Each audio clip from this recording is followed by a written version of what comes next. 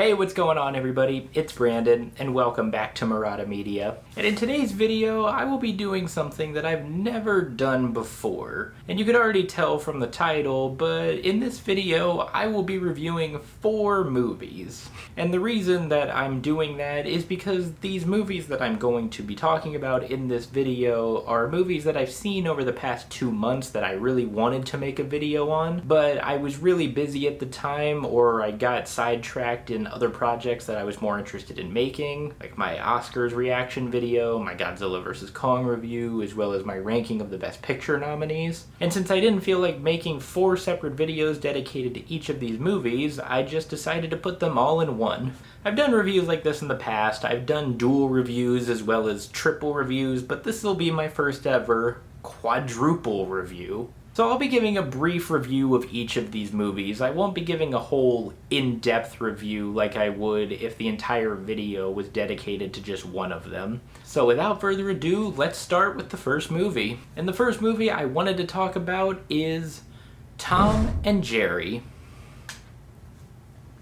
A live-action / animated adaptation of the classic Hanna-Barbera cartoon. Tom and Jerry find themselves in New York City, causing havoc in their normal hijinks with one another, and in the process they jeopardize a very important wedding happening at a hotel. Now, Tom and Jerry was one of my favorite cartoons growing up, which is crazy to think about the reach that that cartoon has had throughout its entire existence when you consider that it's over 80 years old. There's people older than me that I know that grew up with the show, and I grew up with it as well, and I'm sure it has reached an even younger audience now. But I did not have high hopes for Tom and Jerry because there's been other movies based off cartoons I adored as a kid that have been released recently that were really, really bad. And yeah, I think I was right to feel that way because this movie isn't good. And easily the biggest cardinal sin of this movie is that it barely features any Tom and Jerry. They take a total back seat for most of their own movie. Most of the focus is put on these extremely unlikable and underdeveloped human characters. Chloe Grace Moretz is the main character, and she's supposed to be this girl who I guess we're supposed to root for, but it's really hard to root for somebody when the first time you meet them, the very first thing they do right off the bat is cheat somebody out of a job. I mean, seriously, that's the intro to her character. She goes to the hotel where most of the movie takes place at, and there's this girl there who's applying for a job to be like an event coordinator or something like that. And Chloe Grace Moretz scares her from applying for the job, and she uses her resume and poses as her. I'm sorry, I can't root for somebody like that. Honestly, I sympathized more with Michael Pena's character. He's like the concierge or something? I don't know, it's been a while since I watched it. But throughout the entire movie, he's trying to get Chloe Grace Moretz fired. Granted, I'm not really sure why he was trying to get her fired, but either way, she deserves it. But the main plot point of Tom and Jerry is this huge wedding, and it's made perfectly clear that this wedding is like the be-all end-all of the entire movie. But if that's the case, then why did I not give a shit about it? There's a few times where the movie tries to have these emotional moments, but I really didn't feel any sort of emotion or impact from them. I didn't really care about any of these robotic human characters. This is a Tom and Jerry movie. I want more Tom and Jerry. Tom and Jerry has a very simple premise. It is about a cat and a mouse running around chasing each other and hitting each other with things. That's all you need. You don't need to make these classic properties into these sappy live-action remakes, because it just doesn't work. The studio just completely forgets what made the original cartoon so great. But yeah, this movie is just about as bad as I expected it to be, and overall I would give Tom and Jerry a 3 out of 10. And the next movie I watched that I really wanted to talk about was the Netflix original Bad Trip. Bad Trip is kind of a hybrid movie. It takes scripted as well as real-life pranks, and it tells the story of these two buddies who go on a cross-country road trip, and along the way we are introduced to some pretty hilarious real-life pranks. But I was sold on this movie when I first heard about it because of Eric Andre. I'm a big fan of his. I think his show on Adult Swim is absolutely hilarious. There are times where I even find myself rewatching some of the outrageous interviews that he does with different celebrities. But even though I was interested in this movie, I'm very pleasantly surprised at how much I enjoyed it. Because easily the biggest surprise is how well Bad Trip is able to weave a pretty comprehensible story around these pranks. Now, this is not a groundbreaking script by any stretch of the imagination, but it's good for what it is. Because what you came for is the pranks, and boy, do these pranks ever deliver.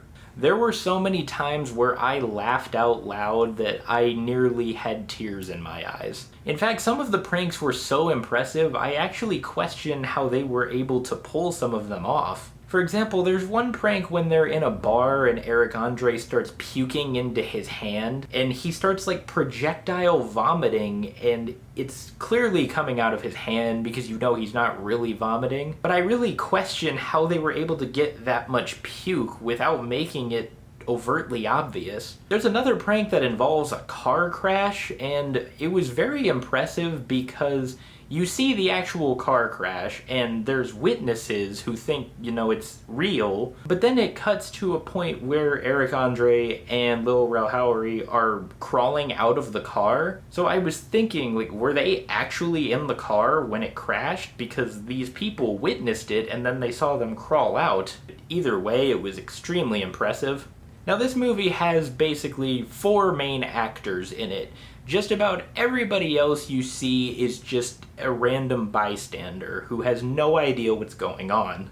And let me tell you, this movie perfectly showcases the absolute best and worst of humanity. 2 of the best people that we meet along the journey are this wise old man on a bench as well as this army recruiter. Both of them take time out of their day to help Eric Andre in his time of need when he's searching for advice. And honestly, even though it was very funny, it was also very touching. And the worst of humanity is showcased in some of the pranks where the characters are in peril of some kind. And these people, when they see someone in danger, what do? They either run away or they just stand there and record it on their phone. My only real complaint with Bad Trip is how some of these people weren't able to see past the ruse of these pranks. There's this one prank at a zoo that involves a gorilla, and I just question how the people there didn't realize that it was fake in the moment. I don't know, maybe I can give them the benefit of the doubt and say maybe they just were really scared and they had adrenaline rushing and they weren't really thinking about the situation. But that's really my only problem with it, because other than that, Bad Trip is a hell of a good time. I actually just rewatched this movie the other night with a friend of mine, and he loved it too. And overall, I would give Bad Trip a 7 out of 10. And moving on to the third movie in this review, and that movie is Nobody.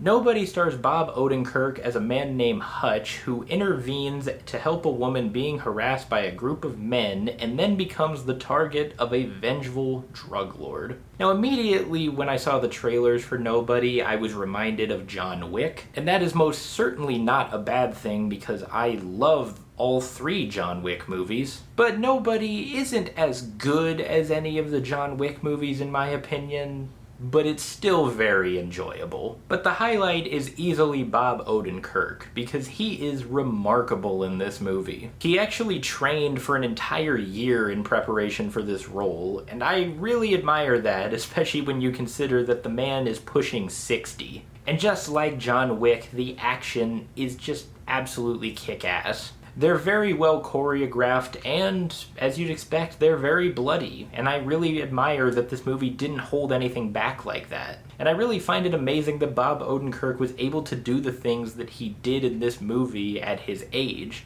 And you could tell that his age actually plays a factor into the character, because Hutch is not superhuman. When he's fighting, you can tell when he gets hurt, he's legitimately hurting and he's tired. But I also really liked how Hutch was a very relatable character. Right from the beginning, the movie perfectly showcases just the monotony of his life, and he really wants some more excitement in his life. And I also found him relatable in a way because he's very badass when he's fighting, but he's not heartless.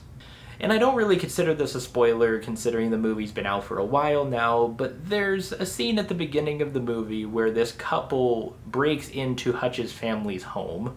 And later on, he goes and looks for this couple, and he finds them, and when he's about to kill them, he sees that they have a severely ill child. And you could tell he's very upset by this because he nearly made an infant an orphan. But some issues that I had with Nobody is that while I find Hutch to be a very likable character, he's also very underdeveloped in some ways. Because it's mentioned throughout that he and his wife are having problems in their marriage, but it's never stated how these problems came to be, or even what they are. Maybe it has something to do with the fact that he wants more excitement in his life and he feels his marriage is bringing him down? Question mark? And this movie's villain was very by the numbers. I really don't remember his name, but he was pretty forgettable if you ask me. He's just a stereotypical bad guy. You don't know anything about him, he's just there to be the bad guy. And also, the pacing of this movie just felt very quick. When this movie ended, even though I enjoyed it, it felt like there was more that needed to be done. This movie isn't very long. It's an hour and a half, which is pretty standard, but it felt a lot shorter than that. And honestly, I wouldn't have minded if this movie was maybe a half hour longer, and I think that would have really helped it. But all that being said, Nobody is still a very fun action movie. If you like the John Wick movies like I do, then you will absolutely enjoy this one too. And overall, I would give Nobody a 7 out of 10. And the last movie that I will be reviewing in this video is Voyagers. Voyagers tells the story of a group of teenagers who are sent off to space in search of a new world. But as the mission progresses, they slowly descend into madness and paranoia, not knowing what is real and what isn't. Now, Voyagers is a movie that I honestly did not even know the existence of until a few months ago. I think I saw the trailer for the first time when I went to go see Chaos Walking, and honestly, the trailer really intrigued me. Now, I wasn't expecting much out of it. I didn't think this movie was going to be a masterpiece, but I didn't think it was going to be a train wreck either. And yeah, my suspicions were pretty much correct. This movie's about as good as I expected it to be. It's not bad, but it's not good either. But there really is a lot to appreciate about it, namely the production design. I really enjoyed the look of the ship that they're traveling through space on. It actually looks like a futuristic home that people would live on. I also thought the visual effects were very well done, particularly the scenes in space. The scenes in space I also found to be very tense because, I don't know, I find movie scenes like that where a person has the possibility of just floating away into space very nerve-wracking. And something else I appreciated about it is that this movie really did have like a lot of consequences. And what I mean by that is that a lot of the characters die. Now, there are a lot of characters in this movie, so I'm not saying like 80% of them, but a lot more than I had expected died, and it really took me by surprise. And I really love that Voyagers had the balls to do stuff like that, to kill off these characters who we got to know throughout the entire runtime. But it does have its fair share of problems as well. The crew is taking something called the Blue, and they soon realize that what this is a drug of some kind. So a few of the crew members become suspicious, and they decide to look for information as to what the drug is. But my problem with this is that to get this information, they need to hack into a computer, and they hacked into this computer almost immediately. Like, wouldn't it have been a little bit harder? And secondly, the information they're looking for is, like, readily available. It's like the first thing that they find. If that information is so top secret, wouldn't you have done a better job trying to conceal it? and them questioning what's going on happened a little too quickly in my opinion. It legitimately happens in like the first 10 minutes. I think it would have been a lot better if they slowly started to question what they were doing. Like maybe they notice that they're being drugged, but they don't think a whole lot of it, but then they slowly start to notice more and more things, and then they want answers. And there's a character in this movie by the name of Richard, and he's played by Colin Farrell. And Colin Farrell is the only adult on the mission. Everybody else is basically a teenager or in their early 20s. And Richard seems like a very interesting character, but we don't really know a whole lot about him. Because he's hired to basically be a mentor for these kids, like when they're growing up in preparation for their mission. But it's revealed that they're gonna be going by themselves, and he volunteers to go with them. And this woman tells him, Richard, this is a one-way trip. If you go with these kids, you will never be able to come back to Earth. And he seems very content with this. He even goes as far to say that he's not going to miss Earth. But I want to know, why did he leave so willingly? I mean, there's these videos that are played throughout the movie that show that he clearly has a family, so did he leave them all behind, or were they dead and he didn't really care about leaving because he had nothing left on Earth, or was he estranged from them? I don't know, it's never mentioned. The editing was also really wonky at points. For example, when they first decide not to drink the blue, the drug that they're taking, this really weird montage of random images starts to appear like in their eyes. You could definitely tell that the director thought this looked awesome, but it just came off rather cheesy. This movie also has its fair share of fades to black, and I don't know, that transition just doesn't really work for me. But easily the biggest problem with Voyagers is just how derivative it is. This movie is basically just Lord of the Flies in space. Now, I think I'm one of the few people who has gone to high school in America and has not read Lord of the Flies, because just about everybody else I know has read it. So obviously I was not able to judge the movie based on that, but I knew enough about it to get a sense of what seemed familiar. And one of my friends who I saw it with even confirmed to me that this movie is basically just a total rehash of Lord of the Flies. Now, that's not necessarily a bad thing, because you can take ideas and spin them in a way, and I think Voyagers did a really good job in that sense. Because I think this is a really good idea. I mean, Lord of the Flies in space? That's a pretty interesting idea, if you ask me. But unfortunately, it just doesn't totally execute the concept as well as I had hoped it would. But this movie still has some things to appreciate about it, and I did not think this movie was nearly as bad as people were saying it was. But it's still very average, and overall I would give Voyagers a 5 out of 10.